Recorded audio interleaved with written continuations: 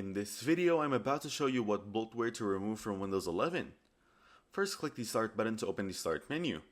Then right-click on the offending bloatware, then click Uninstall. To get to the root of our bloatware problem, they'll use local group policy along with some other IT foolery.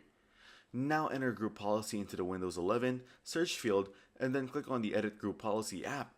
Navigate to Computer Configuration, then Administrative Templates, and then Windows Components and Cloud Content. Double-click the Turn Off Cloud Optimized Content policy. Then select Enabled, then click OK to save and close the policy. Open File Explorer and navigate to See Users, Current User, App Data, Local, Packages, Microsoft.Windows.Start Menu Experience Host _CW5N 1H2TXYEWY.